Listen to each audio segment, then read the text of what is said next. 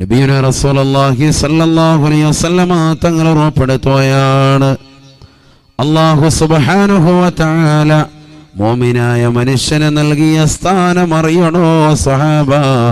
വ ഇന്ന മൻസിലത്തൽ മുഅ്മിനി ഇൻദല്ലാഹ്, മുഅ്മിനായ മനുഷ്യൻ അല്ലാഹുവിന്റെ അടുക്കലുള്ള സ്ഥാനം അഅ്ളമു മിൻ മൻസിലത്തിൽ മലക്കിൽ മുഖറബി, മഹാനായ ജിബ്രീലിനേക്കാൾ സ്ഥാനമാണ്.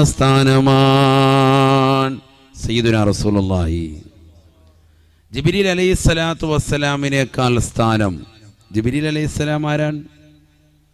ഉറക്കെ പറയ്. സയ്യിദുനാ ജിബ്രീൽ അലൈഹിസ്സലാത്തു വസ്സലാമിനേക്കാൾ സ്ഥാനം അല്ലാഹു സുബ്ഹാനഹു വ തആല മുഅ്മിനായ മനുഷ്യന് നൽകിയിട്ടുണ്ട്. അപ്പോൾ ആരാണ് ജിബ്രീൽ എന്നുള്ളത് നമ്മൾ പഠിക്കണം. എങ്കിലല്ലേ ജിബ്രീലിനേക്കാൾ സ്ഥാനം മുഅ്മിനുണ്ട് എന്ന് പഠിച്ചതുകൊണ്ട് കാര്യമുള്ളൂ. ജിബ്രീൽ അലൈഹിസ്സലാമിൻ്റെ സ്ഥാനം എന്ത്? അതാദ്യം മനസ്സിലാക്കണം. അതിനേക്കാൾ സ്ഥാനം മുഅ്മിന് അല്ലാഹു നൽകിയിട്ടുണ്ട് എന്നാണ് പ്രവാചകൻ പറഞ്ഞിട്ടുള്ളത്. എങ്കിൽ ജിബ്രീൽ ആരാണ്? നബിയുനാ റസൂലുള്ളാഹി സ്വല്ലല്ലാഹു അലൈഹി വസല്ലമ തങ്ങൾ പറയുകയാണ്, പരിശുദ്ധ പ്രവാചകനല്ലേ യൂസുഫ് നബി അലൈഹിസ്സലാം, അദ്ദേഹത്തിന്റെ സഹോദരങ്ങൾ കൊല്ലാൻ തീരുമാനിക്കുകയാണ്. യൂസുഫ് നബി അലൈഹിസ്സലാത്തു വസ്സലാമിന്റെ പിതാവല്ലേ യാക്കൂബ് നബി അലൈഹിസ്സലാം. 12 മക്കൾ അല്ലാഹു സുബ്ഹാനഹു വ തആല യാക്കൂബ് നബിക്ക് നൽകിയത്രേ.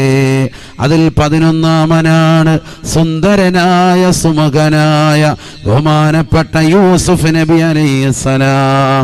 യൂസുഫ് നബി അലൈഹിസ്സലാമിനെ അദ്ദേഹത്തിന്റെ മൂത്ത ജ്യേഷ്ഠന്മാര് 10 പേര് കൂടി തീരുമാനിക്കുന്നു, നമുക്കിവനെ കൊന്നുകളയാം, നമുക്കിവനെ തീർത്ത് കളയാം, നമുക്കിവനെ കൊന്നേക്കാം, ഇവനെ നമ്മൾ വധിച്ചേക്കാം. എന്തിനാ അങ്ങനെ ഒരു തീരുമാനം? മറ്റൊന്നുമല്ല, യൂസുഫ് നബി അലൈഹിസ്സലാത്തു വസ്സലാമിൻ്റെ സൗന്ദര്യത്തിൽ വാപ്പാക്ക് വലിയ ഇഷ്ടം, വല്ല പ്രിയം, മറ്റുള്ളവർക്ക് അസൂയ, മക്കൾക്കൊക്കെ അസൂയ, സഹോദരങ്ങൾക്കൊക്കെ അസൂയയായി വന്നു. ഇക്കാമാർക്ക് ജ്യേഷ്ഠന്മാർക്കൊക്കെ ഭയങ്കര അസൂയ. ഇക്കാന്നല്ലേ ഇവിടെ പറയുന്നത് അല്ലേ? ഇക്കാമാർക്കൊക്കെ ഭയങ്കര അസൂയയായി. അങ്ങനെ അസൂയ മൂലം കൊല്ലണമെന്നുള്ള തീരുമാനത്തിൽ അവർ ഉറച്ചു. പക്ഷെ വാപ്പാടുത്തുനിന്ന് വിട്ടുകിട്ടൂല. വാപ്പാടെ കയ്യിലാണ് എപ്പോഴും യൂസുഫ് നബി. വാപ്പാടെ അടുത്ത് തന്നെയാണ്. വാപ്പാക്ക് വലിയ ഇഷ്ടപ്പെട്ട പൊന്നുമോനാണ് യൂസുഫ് നബി അലൈഹിസ്സലാം. യൂസുഫ് നബിയുടെ ചരിത്രം പഠിക്കണം. നബിയുനാ റസൂലുള്ളാഹി സ്വല്ലല്ലാഹു അലൈഹി വസല്ലമ തങ്ങളോട് ചോദിക്കുകയാണ്, യാ റസൂലല്ലാഹ് അയ്യു ഖിസസിൻ അജബു ഖസസിൽ ഖുർആൻ. നബി പരിശുദ്ധമായ ഖുർആനിൽ നിന്ന് ഏറ്റവും അത്ഭുതകരമായ ചരിത്രമേതാണ്? ഏറ്റവും സുന്ദരമായ ചരിത്രമേതാണ്?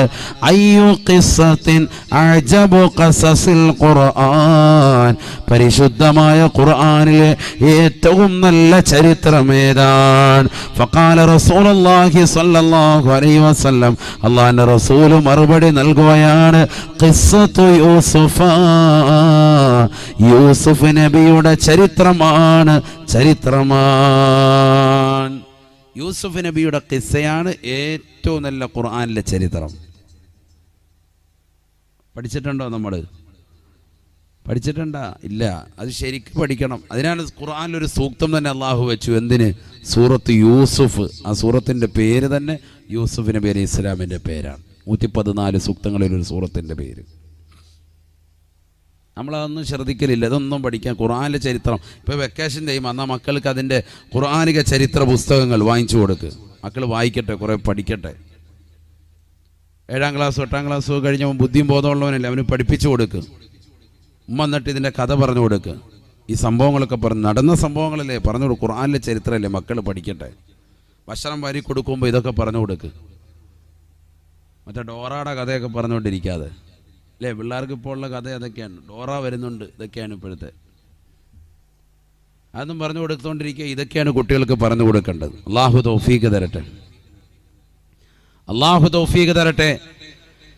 യൂസുഫ് നബി അലൈഹിസ്സലാത്തു വസ്സലാം ആരാണ് ഹബീബായ റസൂലുള്ളാഹി സ്വല്ലല്ലാഹു അലൈഹി വസല്ലമ തങ്ങൾ പറയുകയാ അൽ കരീം ഇബ്നുൽ കരീം യൂസുഫ് ഇബ്നു യാഖൂബ് ഇബ്നു ഇസ്ഹാഖ് ഇബ്നു ഇബ്രാഹിം.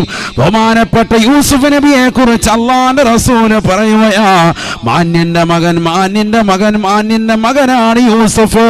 ഇബ്രാഹിമിന്റെ മകൻ ഇസ്ഹാഖിന്റെ മകൻ യാക്കൂബിന്റെ മകനാണ് യൂസുഫ് എന്ന് ഹബീബായ റസൂലുള്ളാഹി.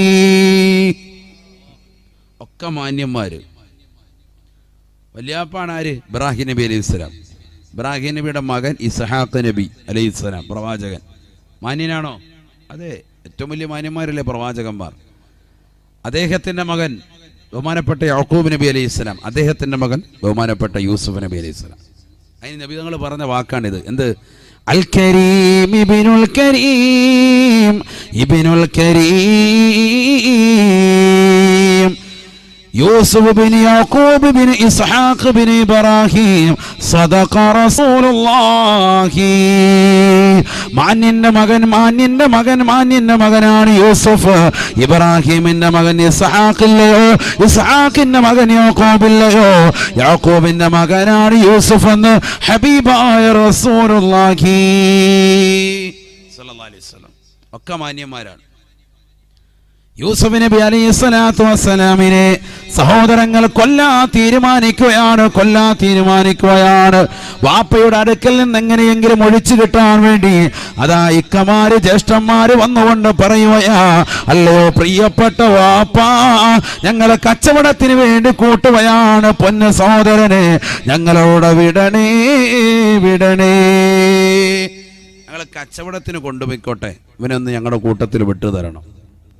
വാപ്പ പറഞ്ഞു ഒരിക്കലും ഇല്ല, ചെന്നായ പിടിക്കും. വാപ്പയുടെ നിർബന്ധം ചെലുത്തി സഹോദരങ്ങൾ. ഇല്ല, ഞങ്ങൾ നോക്കിക്കൊള്ളാം, നിർബന്ധം ചെലുത്തുകയാണ്. അവസാനം അറ്റ കൈക്ക് വാപ്പ സമ്മതിച്ചു.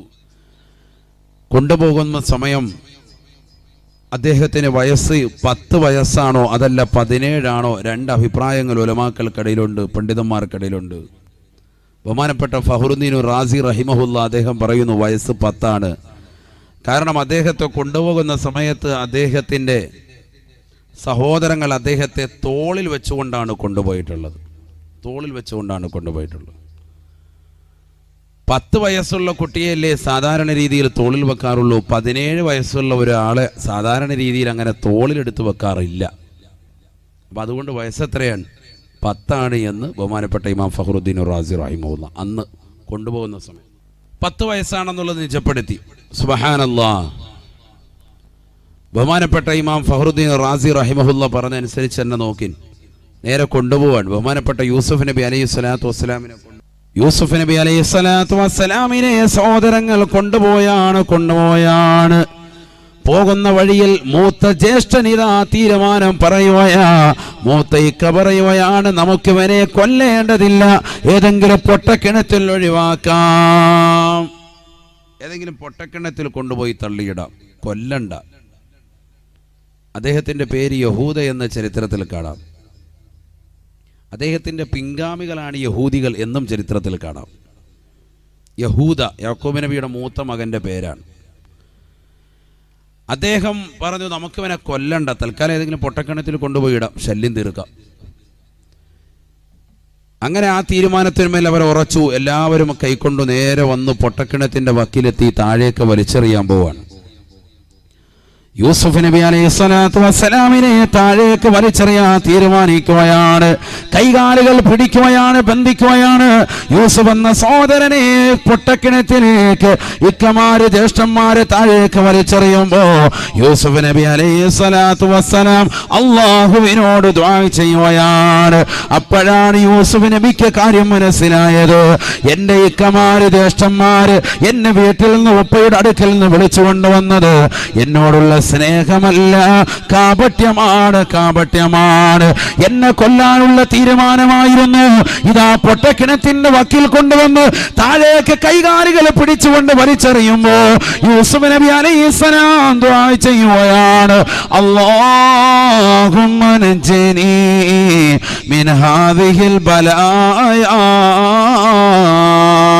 അല്ലാഹുവേ, പടച്ച റബ്ബേ, ഈ ബലാ മുസീബത്തിൽ നിന്ന് എന്നെ രക്ഷിക്കണേ അല്ലാ, എന്നെ രക്ഷിക്കണേ അല്ലാ. യൂസുഫ് നബി അലൈഹിസ്സലാത്തു വസ്സലാം ദുആ ചെയ്യുകയാണ്, പൊട്ടക്കിണറ്റിലേക്ക് പോയിക്കൊണ്ടിരിക്കുകയാണ്. ഉടനടി തന്നെ അല്ലാഹു സുബ്ഹാനഹു വ തആല ആ ദുആയിൽ ഉത്തരം നൽകുകയാണ്. ജിബ്രീൽ അലൈഹിസ്സലാം പറയുകയാണ്, ഞാൻ പടച്ച റബ്ബിന്റെ സവിധത്തിലാണുള്ളത്. അല്ലാഹു സുബ്ഹാനഹു വ തആല എന്നോട് കൽപ്പിക്കുകയാണ്, അതിരികബദി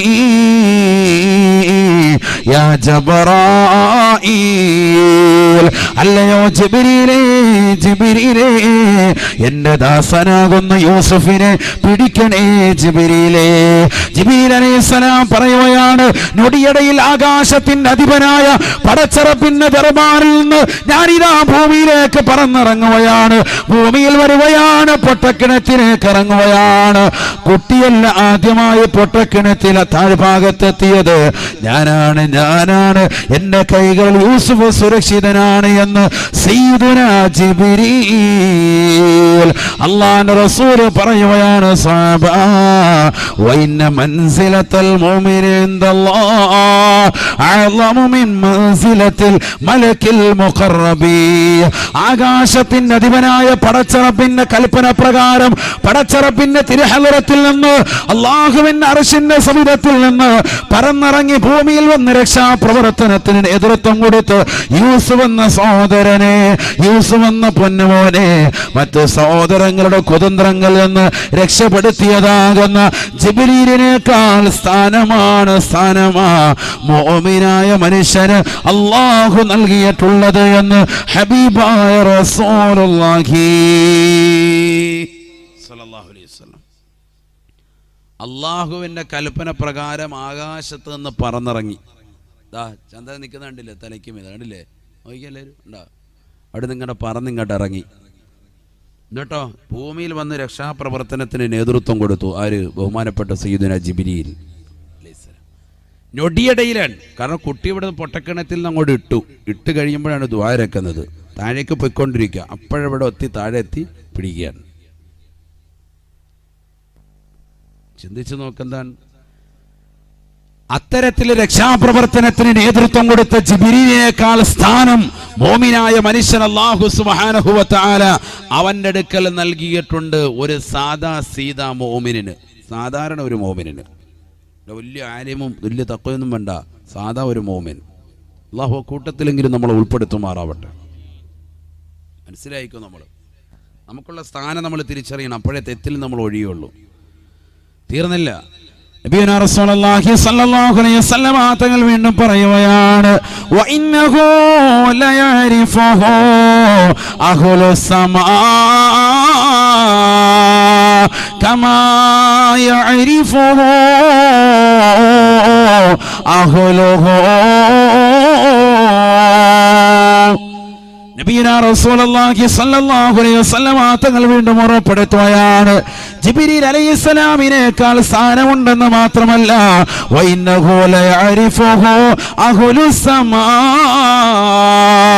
ആകാശലോകത്തുള്ള സർവരും അവനെ കുറിച്ച് അറിയുമേ. മോമിനായ മനുഷ്യനെ കുറിച്ച് ചർച്ചയാണ്, മോമിനത്തായ ഉമ്മയെ കുറിച്ച് ചർച്ചയാണ്. ആകാശത്തുള്ള സർവർക്കും നിന്നെ കുറിച്ചറിയാം. ആകാശത്താരാൻ? അള്ളാഹു 3 മലക്കുകളുമാണോ? ആരാണുള്ളത്? മറ്റൊരു ഹദീസ് നല്ലതുപോലെ ശ്രദ്ധിക്കുക. ഖാല റസൂലുള്ളാഹി സ്വല്ലല്ലാഹു അലൈഹി വസല്ലം, മാ ഫിസ് സമാഇ മൗളിഉ ഖദമിൻ ഇല്ലാ വഫീഹാ മലായിക.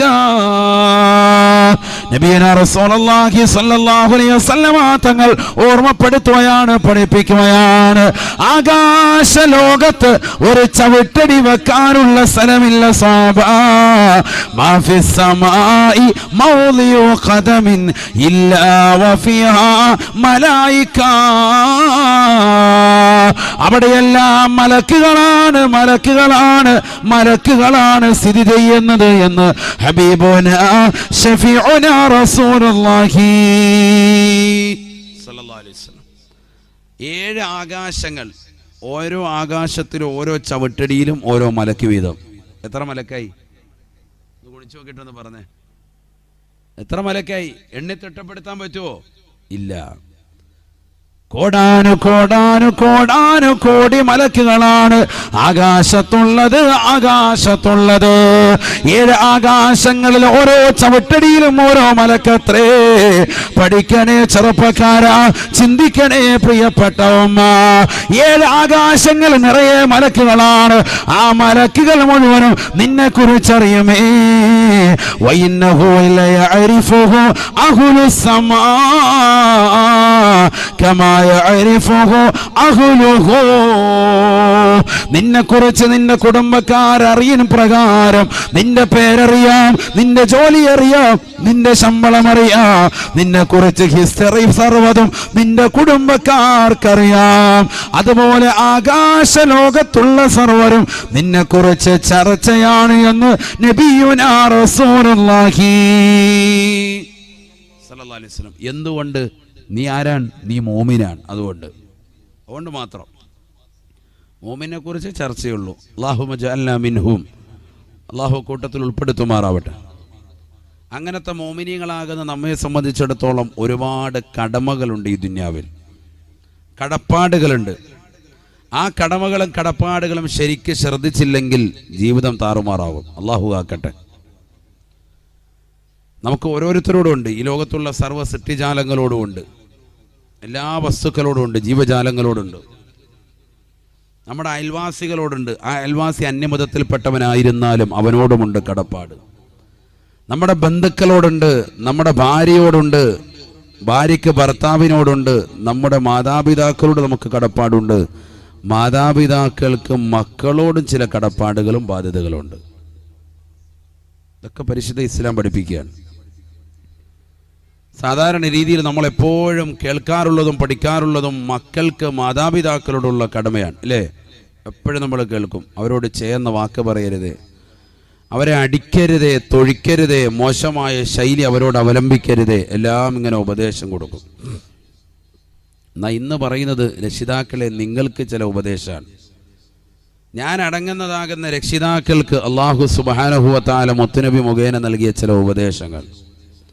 നമുക്ക് ചില കടമകളുണ്ട്. ആരോട്? മക്കളോട് ചില കടമകളുണ്ട്. മാതാപിതാക്കൾക്ക് മക്കളോട് കടമകളുണ്ട് എന്ന് സയ്യിദുനാ റസൂലുള്ളാഹി. ശ്രദ്ധിക്കേണ്ട വിഷയമാണ്. ഇതൊക്കെ നമ്മുടെ ജീവിതത്തിൽ ശ്രദ്ധിക്കേണ്ടതാണ്. അത് ഇൻഷാ അല്ലാഹ് നമുക്ക് ചർച്ച ചെയ്തിട്ട് നമുക്ക് പിരിയാം. അല്ലാഹു തൗഫീഖ് തരട്ടെ. നല്ലതുപോലെ ശ്രദ്ധിച്ചാൽ ജീവിതത്തിൽ ഉപകാരപ്പെടും. 1-2 കാര്യങ്ങൾ പറയുന്നുള്ളൂ, ഒരുപാട് നീട്ടി ബുദ്ധിമുട്ടിക്കൂല. ഞാൻ ഒരുപാട് യാത്ര ചെയ്ത് വന്നവർ, 8 മണിക്കൂർ തുടർച്ചയായി കാറിൽ യാത്ര ചെയ്തിട്ട് വരിക, ഒരുപാട് യാത്ര ചെയ്തിട്ട് ഇനിയിപ്പോൾ തിരിച്ചു പോകണം. ഇനി ഒരൊറ്റ പരിപാടിക്ക് വേണ്ടി വന്നതാണ്. നേരത്തെ കൊടുത്തിട്ടുകൊണ്ട് ഞാനതങ്ങനെ എന്തായാലും ആ വാക്ക് പാലിക്കണം, അതുകൊണ്ട് വരികയാണ്. അല്ലാഹു നമ്മളെ സ്വീകരിക്കുമാറാവട്ടെ. ഇത് ശ്രദ്ധിക്കുക, നല്ലതുപോലെ ശ്രദ്ധിക്കുക. അപ്പം മാതാപിതാക്കൾക്ക് മക്കളോട് ചില കടമകളുണ്ട്, അതാണ് പറയാൻ പോകുന്നത്. നല്ലതുപോലെ ശ്രദ്ധിക്കണേ, ഇവിടെ ശ്രദ്ധിക്കണം. ഒരു ചരിത്രത്തിലൂടെയാണ് അതിലേക്ക് കടക്കുന്നത്, നല്ലതുപോലെ ശ്രദ്ധിക്കുക. جاء رجل إلى أمير المؤمنين عمر بن الخطاب رضي الله عنه. അമീറുൽ മുഅ്മിനീനായ ഉമർ ഇബ്നുൽ ഖത്താബ് റളിയല്ലാഹു തആല അൻഹുവിന്റെ അടുക്കലേക്ക് ഒരു വാപ്പ വരുകയാണ്. വാപ്പ ചെല്ലുകയാണ്. വാപ്പ ഇതാ മകനെ കുറിച്ച് പരാതിപ്പെടുകയാണ്. യാ അമീറുൽ മുഅ്മിനീൻ ഇന്ന ഇബ്നി ഹാദാ യഖുനി. അല്ലയോ അമീറുൽ മുഅ്മിനീനെ, എൻ്റെ മകൻ എന്നെ വല്ലാതെ ബുദ്ധിമുട്ടിക്കുന്നുണ്ട്, പ്രയാസപ്പെടുത്തുന്നുണ്ട്. എൻ്റെ ഈ മകൻ എന്നെ വല്ലാതെ ബുദ്ധിമുട്ടിക്കുന്നുണ്ട്. വാപ്പ മകനെക്കുറിച്ച് പരാതിപ്പെടുക. ശ്രദ്ധിക്കണം കേട്ടോ, നല്ല ശ്രദ്ധ വേണം നിങ്ങൾക്ക്. ഉമർ ഇബ്നുൽ ഖത്താബ് റളിയല്ലാഹു തആല ഉടനെ കുട്ടി അടുത്തേക്ക് വിളിക്കുകയാണ്. അവന്റെ 2 ചുമലുകൾ കൈവച്ചുകൊണ്ട് അവനോട് ചോദിക്കുകയാണ്, യാ ഗുലാം, പൊന്നുമോനെ പൊന്നുമോനെ, അമാ തഖാഫുല്ലാഹ ഫി ഹുഖൂഖിൽ വാലിദൈൻ, മാതാപിതാക്കളെ ബുദ്ധിമുട്ടിച്ചാൽ അല്ലാഹുവിന്റെ ഭാഗത്തു നിന്നുള്ള ശിക്ഷയെ നിനക്ക് പേടിയില്ലയോ, ഭയമില്ലയോ? എന്തുകൊണ്ടാണ് പേടിയില്ലാത്തത് പൊന്നുമോനെ? മാതാപിതാക്കളെ ബുദ്ധിമുട്ടിക്കരുതേ. വമിൻ ഹുഖൂഖിൽ വാലിദൈനി കദാ വകദാ, മക്കൾക്ക് മാതാപിതാക്കളോടുള്ള കടമകൾ അതിന്നതൊക്കെയാണ് ഇന്നതൊക്കെയാണ് എന്ന് എണ്ണി എണ്ണി ഉമർ ഇബ്നുൽ ഖത്താബ് റളിയല്ലാഹു തആല ആ കുട്ടിയോട് ഓർമ്മപ്പെടുത്തുകയാണ്, പഠിപ്പിക്കുകയാണ്. എല്ലാം കർണപുരം സാഗൂതം ശ്രദ്ധ വരുത്തി പരിപൂർണമായി കേട്ടിരുന്ന കുട്ടി ഉമർ ഇബ്നുൽ ഖത്താബ് തങ്ങളോട് ചോദിക്കുകയാ, യാ അമീറൽ മുഅ്മിനീൻ,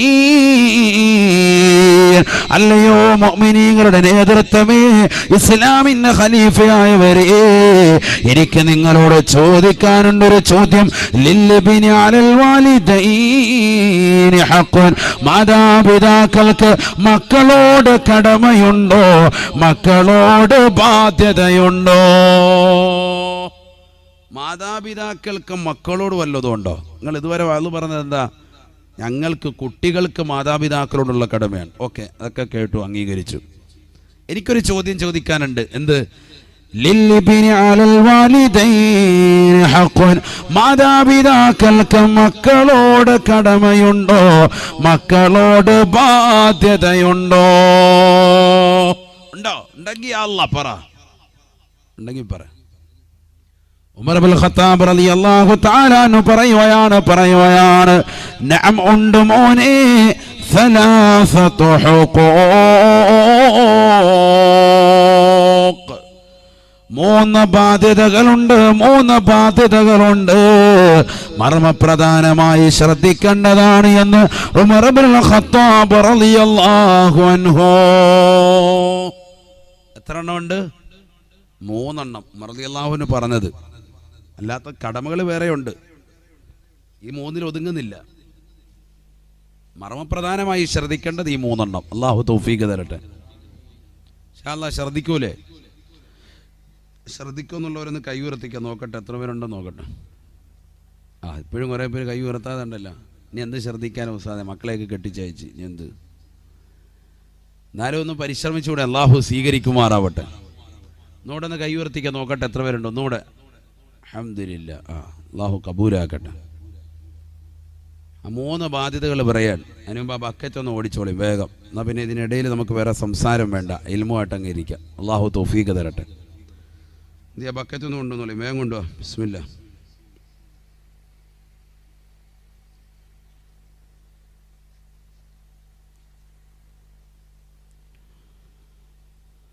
എല്ലാവരും നല്ലൊരു സദഖ ഇൻഷാ അല്ലാഹ്.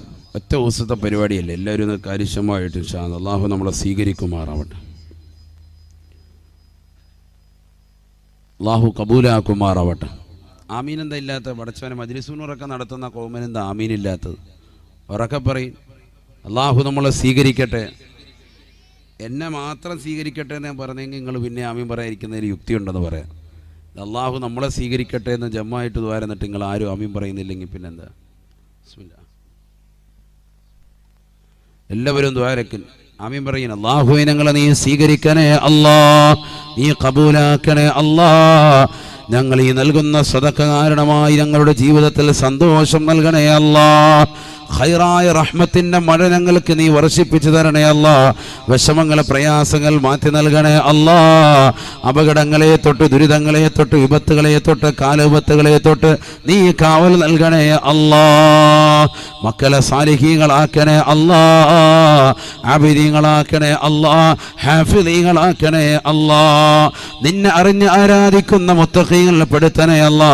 മുഖ്ലിസീങ്ങളിൽ പെടുത്തണേ റബ്ബേ. 5 വഖത്ത് കൃത്യമായി നിസ്കരിക്കുന്ന മുഅ്മിനീങ്ങൾ ഉൾപ്പെടുത്തണേ അല്ലാ. അല്ലാഹു സ്വീകരിക്കുമാറാവട്ടെ. എല്ലാവരും കൊടുക്ക് ഇൻഷാ അല്ലാ.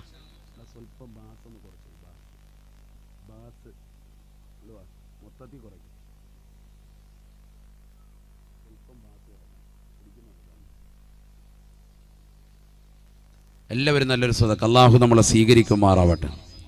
എല്ലാ ലക്ഷ്യങ്ങളും അള്ളാഹു പൂർത്തീകരിച്ചു തരട്ടെ. ഇവിടെ ശ്രദ്ധിക്കട്ടെ, നല്ലതുപോലെ ശ്രദ്ധിക്കും. 3 കടമകൾ നല്ലതുപോലെ ശ്രദ്ധിക്കും. ഒന്നാമത്തത് വാപ്പ ശ്രദ്ധിക്കേണ്ട കടമയാണ്. ഉപ്പ ശ്രദ്ധിക്കേണ്ട കടമ ഒന്നാമത്തത്. ഉമർ ഇബ്നുൽ ഖത്താബ് റളിയല്ലാഹു തആല ഓർമ്മപ്പെടുത്തുകയാണ്, പഠിപ്പിക്കുകയാണ്. അൽ ഊലാ, ഒന്നാമത്തെ കടമ അറിയുമോ? കുട്ടിയോട് പഠിപ്പിക്കുകയാണ്. അയ്യസ്തൻജിബ ഉമ്മഹു,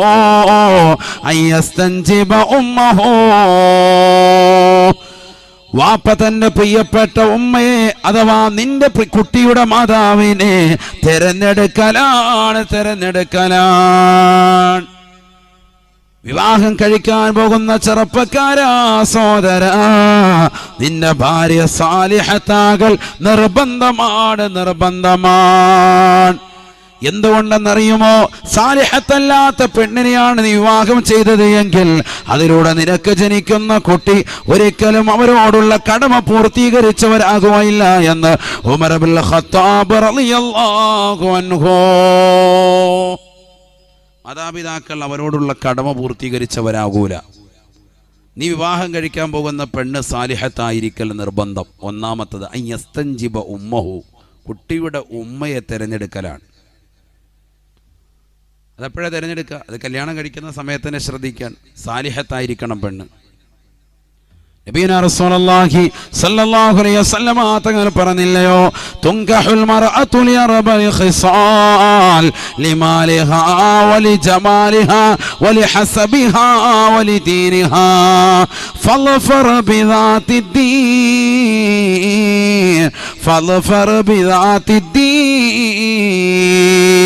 അല്ലാഹുവിന്റെ റസൂൽ സഹാബത്തിനോട് ഉറപ്പെടുത്തുകയാണ്, 4 കാര്യങ്ങൾക്ക് വേണ്ടി പൊതുവെ സ്ത്രീകളെ വിവാഹം ചെയ്യപ്പെടാറുണ്ട്.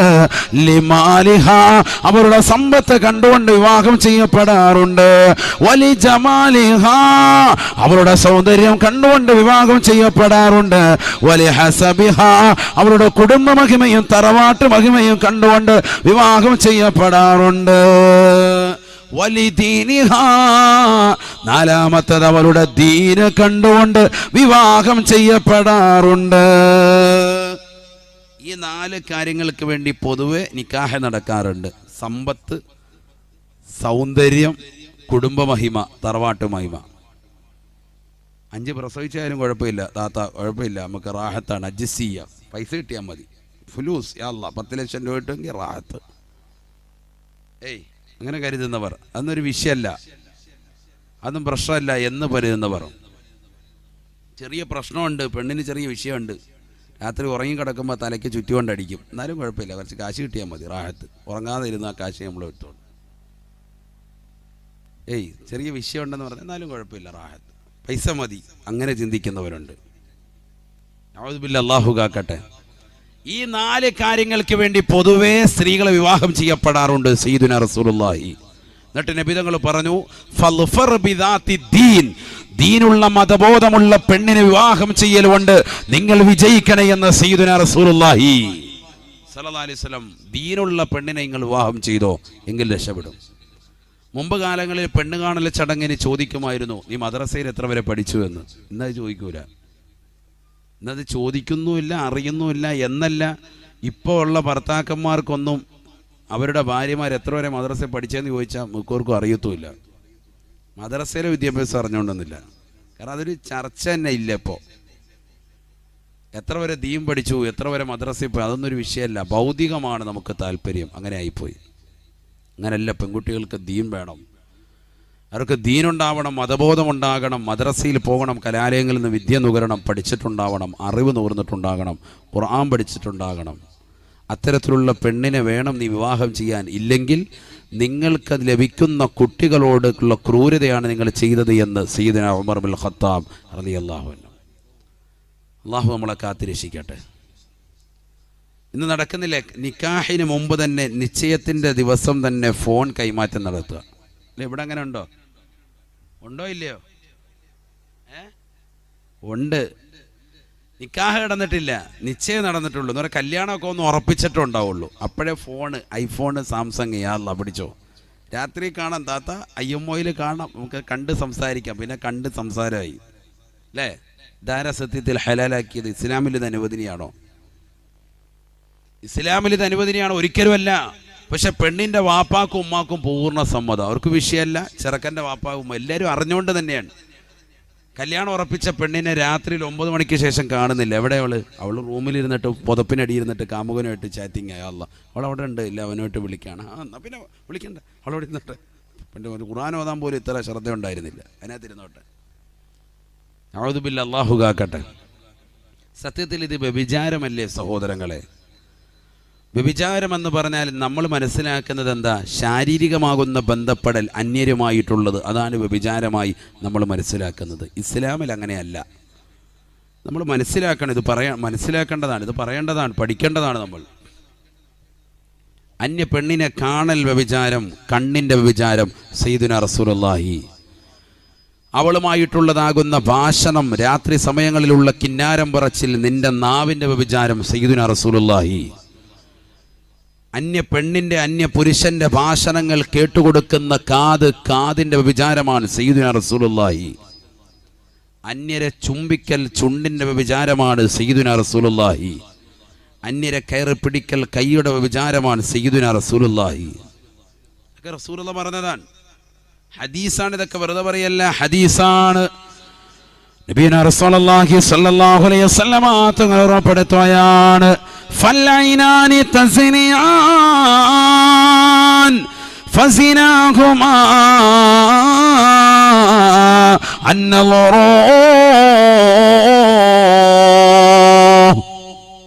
നബിയുനാ റസൂലുള്ളാഹി സ്വല്ലല്ലാഹു അലൈഹി വസല്ലം തങ്ങൾ ഓർമ്മപ്പെടുത്തുകയാണ്, പഠിപ്പിക്കുകയാണ്. 2 കണ്ണുകൾക്ക് വ്യഭിചാരമുണ്ട് സഹാബാ, 2 കണ്ണുകൾ വ്യഭിചരിക്കുന്നുണ്ട് സഹാബാ. ഫസിനാഹുമാ അന്നളറോ. 2 കണ്ണിന്റെ വ്യഭിചാരം ഹറാമായ നോട്ടമാണ്. അന്യ പെണ്ണിലേക്കുള്ള ഹറാമായ നിന്റെ നോട്ടം, അന്യ പെണ്ണിലേക്കുള്ള നിന്റെ നോട്ടം തന്നെ വ്യഭിചാരമാണ്. അത് ഹറാമാണ്, നിഷിദ്ധമാണ്, അത് ശിക്ഷ ലഭിക്കുന്നതാണ്. ഹബീബായ റസൂലുള്ളാഹി ഇന്ന് ക്യാമ്പസുകൾ പഠിക്കുന്ന എത്രയോ മുസ്ലിം സഹോദരന്മാര് ഒരു മടിയില്ലാതെ, ഉളുപ്പില്ലാതെ, നാണമില്ലാതെ ക്ലാസ് കട്ട് ചെയ്തിട്ടോ, ഏതെങ്കിലും മരത്തിൻ്റെതാകുന്ന ചുവട്ടിലിരുന്നിട്ടോ, പാർക്കിലേക്ക് പോയിട്ടോ, മാളിലേക്ക് പോയിട്ടോ, പാതിരാത്രി സമയം വരെ കിന്നാരം പറഞ്ഞുകൊണ്ടിരിക്കുന്ന പെങ്ങളെ, ഹറാമല്ലയോ, ഹറാമല്ലയോ? അവനുമായിട്ടുള്ള കൂടിക്കാഴ്ചകൾ തന്നെ പരിശുദ്ധമായ ഇസ്ലാം ഹറാമാക്കിയിരിക്കുകയാണ്. അന്യരാകുന്ന ചെറുപ്പക്കാരനാണ്, ഞാനുമായി കല്യാണം ഉറപ്പിച്ചു വെച്ചതാകുന്ന ചെറുപ്പക്കാരനാണെന്ന് പറഞ്ഞതുകൊണ്ട് കാര്യമായില്ല. നിക്കാഹിന് മുമ്പുള്ള അത്തരത്തിലുള്ള കൂടിക്കാഴ്ചകൾ അത് ഹറാമാണ്, ഹറാമാണ്. ഹബീബായ റസൂലുള്ളാഹി തീർന്നില്ല. അല്ലാഹുവിന്റെ റസൂൽ വീണ്ടും ഓർമ്മപ്പെടുത്തുകയാണ്, വല്ലിസാൻ നാവിന് വ്യഭിചാരമുണ്ട് സഹാബാ, നാവ് വ്യഭിചരിക്കുന്നുണ്ട് സഹാബാ. ഫസിനാഹു അൽ കലാം, നാവിന്റെ വ്യഭിചാരം ഹറാമായ ഭാഷണമാണ്. എത്രയോ മുസ്ലിം സഹോദരിമാരാണ് പാതിരാത്രി സമയങ്ങളിൽ തന്റെ പ്രിയപ്പെട്ട ഭർത്താവ് അറബിയുടെ ചാട്ടമാറി കൊണ്ട് മരുഭൂമിയിൽ പൊരുവയലത്ത് അവൾക്ക് വേണ്ടി, കുടുംബത്തിന് വേണ്ടി അന്നം തേടുമ്പോ ഭർത്താവിനെ മറന്നുകൊണ്ട് തന്റെ പ്രിയപ്പെട്ട കാമുകന്മാരുമായി പാതിരാത്രി സമയങ്ങളിൽ ഭാഷണം നടത്തുന്ന മുസ്ലിം അംഗമാരില്ലയോ? തട്ടമിട്ട സഹോദരിയില്ലയോ? ഇന്ന് മലബാറിന്റെ എത്രയോ മുസ്ലിം അംഗമാര് സംസാരിച്ച മോശപ്പെട്ടതാകുന്ന ഓഡിയോ കോളുകൾ ഇന്റർനെറ്റിൽ സുലഭമായി സുലഭമാണ്. നഊദു ബില്ലാഹ്. എന്തേ പെങ്ങളെ ഭർത്താവിനെ നീ മറന്നുപോയോ? നിനക്ക് വേണ്ടിയല്ലേ കഷ്ടപ്പെടുന്നത്? നിനക്ക് വേണ്ടിയല്ലേ മണ്ണാർക്കാട് ടൗണിലേക്ക് പോയി രാവിലെ തന്നെ കട തുറന്ന് വൈകുന്നേരം വരെ കച്ചവടം നടത്തുന്നത്? നിനക്ക് വേണ്ടിയല്ലേ അദ്ദേഹം കഷ്ടപ്പെടുന്നത്? ആ ഭർത്താവിനെ മറന്നുകൊണ്ട് കാമുകിയുമായി ഭാഷണം നടത്തുന്നവരെ, കാമുകന്മാരുമായി സംഭാഷണം നടത്തുന്നവരെ, അത് പുരുഷനായിരുന്നാലും സ്ത്രീയായിരുന്നാലും നിന്റെ നാവിന്റെ വിചാരമാണ്. ഹബീബായ റസൂലുള്ളാഹി. എത്രയോ മുസ്ലിം സഹോദരങ്ങൾ അതിൽ ആളുകളാണ്, എത്രയോ മുസ്ലിം ചെറുപ്പക്കാർ അതിന്റെ വക്താക്കളാണ്. അന്യരാകുന്ന സ്ത്രീകളുടെ നമ്പർ ഒപ്പിച്ചുകൊണ്ട് ആ സ്ത്രീകളിലേക്ക് ഫോൺ വിളിക്കുന്നവരില്ലയോ? ഭർത്താവ് ഗൾഫിലാണെന്നവന് വ്യക്തമായി അറിയാം, 4-5 മക്കൾ അവർക്കുണ്ടെന്നറിയാം. എന്നിരുന്നാലും കുടുംബം തകർക്കാൻ വേണ്ടി അവരെ ഫോൺ വിളിച്ച് വശീകരിക്കുന്നതായ എത്രയോ ചെറുപ്പക്കാരുണ്ട്, സഹോദരങ്ങളുണ്ട്. പാടില്ല സഹോദരാ, നിന്റെ നാവിന് വ്യഭിചാരമാണതെന്ന് ഹബീബായ റസൂലുള്ളാഹി. മോശമാക്കപ്പെട്ട മധുരിതമാകുന്ന ഭാഷണങ്ങൾ കേട്ടുകൊടുക്കുന്ന കാതുകളില്ലേ, കാതുകളില്ലേ? ഉറക്കമൊഴിച്ചുകൊണ്ട് കാമുകന്മാരുടെ ഭാഷണങ്ങൾ, കോളുകളെ പ്രതീക്ഷിച്ചുകൊണ്ട് രാത്രിയുടെ യാമങ്ങളെ ഉറക്കമൊഴിച്ചുകൊണ്ട് ജീവസുറ്റനാക്കുന്ന പ്രിയപ്പെട്ടവമ്മ, നിന്റെ കാതിന്റെ വിചാരമാണതെന്ന് ഹബീബായ റസൂലുള്ളാഹി. വല്ലുദനാനി തസ്നിയാ. 2 കാതുകൾ വിചരിക്കുന്നുണ്ട് സാബ, 2 കാതുകൾക്ക് വിചാരമുണ്ട് സാബ. ഫസിനാഹുമാ അസ്സമോ. 2 കാതുകളുടെ വിചാരം ഹറാമായ ഭാഷണങ്ങൾ കേൾക്കലാണ്, കേൾക്കലാണ്. 18 നിർഗുണമാകുന്ന പെണ്ണ്, വാപ്പ വാതിന് വേണ്ടി വന്നു, ഉമ്മ വാതിന് വേണ്ടി വന്നു. എനിക്ക് സമയമില്ല ഉമ്മ, എനിക്കൊരുപാട് അടുത്ത വർഷത്തേക്ക് പഠിക്കാനുണ്ട്, എനിക്കൊരുപാട് കാര്യങ്ങൾ മനസ്സിലാക്കാനുണ്ട്, ഞാൻ പുസ്തകം വായിക്കാനുണ്ടെന്ന് പറഞ്ഞുകൊണ്ട് വീടിന്റെ അകത്തലങ്ങൾ കഴിഞ്ഞുകൂടുന്ന സഹോദരി, വാപ്പയും അമ്മയും അതിനു വേണ്ടി പോയി കഴിയുമ്പോ കാമുകന്മാരുമായി ഭാഷണം നടത്തുന്നവരില്ലയോ? സംഭാഷണം നടത്തുന്ന സഹോദരിമാരില്ലയോ? പഠിച്ചു വെക്കണേ, പഠിച്ചു വെക്കണേ. അവരുടെ കോളുകൾ പ്രതീക്ഷിച്ചുകൊണ്ട് ഉറക്കമൊഴിച്ചുകൊണ്ട് ഒരു പുതപ്പിന് കീഴിൽ ഉറങ്ങിയതുപോലെ മാതാപിതാക്കളെ കബളിപ്പിച്ചുകൊണ്ട് അഭിനയിക്കുന്ന മുസ്ലിം അംഗമാരില്ലയോ? പഠിച്ചു വെക്കണേ പെങ്ങളെ. നീ മോശമായി സംസാരിച്ചില്ലെങ്കിലും നിന്റെ ഭാഷണങ്ങൾ അവൻ കേട്ടുകൊണ്ട് അവന്റെ മോശമായ ശൈലിയിലൂടെ ഇങ്ങോട്ട് സംസാരിക്കുമ്പോൾ അത് കേട്ടുകൊടുക്കുന്നത് തന്നെ കാതിന്റെ വിചാരമാണ് എന്ന് ഹബീബുന ഷഫീഉന റസൂലുള്ളാഹി സല്ലല്ലാഹു അലൈഹി വസല്ലം. ഞങ്ങൾ ശാരീരികമാകെയൊന്നും ബന്ധപ്പെട്ടിട്ടില്ലല്ലോ എന്ന് പറയുന്നവരെ, ശാരീരികമാകുന്ന ബന്ധപ്പെടൽ മാത്രമല്ല വ്യഭിചാരം. ഈ അവയവങ്ങൾക്കൊക്കെ വ്യഭിചാരമുണ്ട്. ഇല്ലെങ്കിൽ പിന്നെന്താ റാഹത്ത്? ഈ സമൂഹത്തിൽ എന്തൊക്കെ അക്രമങ്ങളുണ്ടാകും? അന്യൻ്റെ ഭാര്യയെ മോഹിക്കുക, എന്നിട്ട് അവനുമായിട്ട് ഫോൺ വിളിക്കുക, രാത്രി അവളുമായി ഫോൺ വിളിച്ചുകൊണ്ട് മുന്നേറുക. ഒരു കുഴപ്പമില്ല, ഇസ്ലാമിൽ യാതൊരു വിലക്കും ഇല്ലെങ്കിൽ. എന്താ റാഹത്ത്? ഇതൊക്കെ പാടില്ലാത്തതല്ലേ, വ്യഭിചാരമല്ലേ, റസൂലുള്ളാഹി പഠിപ്പിച്ചതല്ലേ. ഹബീബുനാ റസൂലുള്ളാഹി സ്വല്ലല്ലാഹു അലൈഹി വസല്ലമ തങ്ങൾ വീണ്ടും ഓർമ്മപ്പെടുത്തുകയാണ്, വശഫതാനി തസ്നിയാൻ, വശഫതാനി തസ്നിയാൻ. 2 ചുണ്ടുകൾ ഉപചരിക്കുന്നുണ്ട് സാബ, ചുണ്ടുകൾക്ക് ഉപചാരമുണ്ട് സാബ. ഫസിനാഹുമാ അൽ ഖുബലോ. 2 ചുണ്ടുകളുടെ ഉപചാരം അത് ചുംബനമാണ്, ചുംബനമാണ്. അന്യരെ ചുംബിക്കാൻ തുനിയുന്ന സോദരി, തുനിയുന്ന ചെറുപ്പക്കാരാ, ചുണ്ടിന്റെ വ്യഭിചാരമാണതെന്ന് ഹബീബായ റസൂലുള്ളാഹി. ക്ലാസ് കട്ട് ചെയ്ത് വിടുകയാണ്, സ്കൂളൊക്കെ അവധി കൊടുത്തു. മിക്സഡ് സ്കൂളിൽ പഠിക്കുന്ന കുട്ടികൾ, ഇനി ഇക്കായെ കാണൂലല്ലോ, ഇക്ക ഇങ്ങ് വാ, യാ അല്ലാഹ് ഒരു ഉമ്മ കൊടുക്കണ്ട്, റാഹത്തായി. ഇക്ക ഉമ്മ ചോദിച്ചു വാങ്ങുന്നു. ഒരു മടിയുമില്ലാതെ ഉളുപ്പില്ലാതെ +2 ഒക്കെ കഴിഞ്ഞിട്ട് പോകുന്ന വിദ്യാർത്ഥികളെ, പഠിച്ചു വെച്ചോ നിങ്ങൾ. വശഫതാനി തസ്നിയാൻ, 2 ചുണ്ടുകൾ വ്യഭിചരിക്കുന്നുണ്ട്. ഫസിനാഹുമാ അൽ ഖുബലു, അതിൻ്റെ വ്യഭിചാരം ചുംബനമാണ്. സയ്യിദുനാ റസൂലുള്ളാഹി. ഇന്നത്തെ സമൂഹത്തിൽ വർദ്ധിച്ചിരിക്കുകയാണ്. അത് ചുംബനം എന്ന് പറയുന്ന ഒരു പ്രശ്നമല്ല, പാശ്ചാത്യരുടെ ഒരു രീതി ഇന്ന് മുസ്ലിം സമുദായത്തിൽ വന്നിരിക്കുന്നു. നമ്മുടെ നാടുകളിൽ അത് കണ്ടുവരുന്നു. അല്ലേ, ബസ്സിലും ട്രെയിനിലൊക്കെ പൊതുവായി നമ്മൾ യാത്ര ചെയ്യുന്ന വാഹനങ്ങളാണ് അതൊക്കെ. KSRTC യാത്ര ചെയ്യുന്നവൻ, അല്ലേ, പ്രൈവറ്റ് ബസ്സിൽ ജനങ്ങളെല്ലാവരും കൂടി ഒന്നിച്ച് യാത്ര ചെയ്യാൻ, അല്ലെങ്കിൽ അവനോട് ട്രെയിനിൽ യാത്ര ചെയ്യാൻ, പാലക്കാടേക്ക് അവൻ ഇവിടുന്ന് പോവാൻ, യാത്ര പോവാൻ, അല്ലെ പാലക്കാട് നിന്ന് ട്രെയിൻ കയറി വേറെ എങ്ങനെയും മംഗലാപുരത്തോട്ടോ എങ്ങോട്ടെങ്കിലും അവൻ യാത്ര പോവാൻ. യാത്ര പോകുമ്പോൾ അവൻ കാണുന്നത് എന്താ കാഴ്ച? അന്യ സ്ത്രീ പുരുഷന്മാർ ഒരുമിച്ചിരുന്നു കൊണ്ട് ചുംബന നടത്താം. ഒരു മടിയില്ല, ഒരു ഉളുപ്പില്ല, ഒരു നാണമില്ല. നോക്കുന്നവനോട് പറയണം അങ്ങോട്ട് വല്ലതും നോക്കിയിരുന്നോ? അതാണ് അവസ്ഥ. അവരുടെ സ്വന്തം വാഹനത്തിലല്ല, പൊതുവായ വാഹനങ്ങളിൽ ഇന്ന് നടക്കാൻ. നബി തങ്ങൾ പറഞ്ഞു, ഇത് ലോകാവസാനത്തിൻ്റെ അടയാളമാണ്. സയ്യിദുനാ റസൂലുള്ളാഹി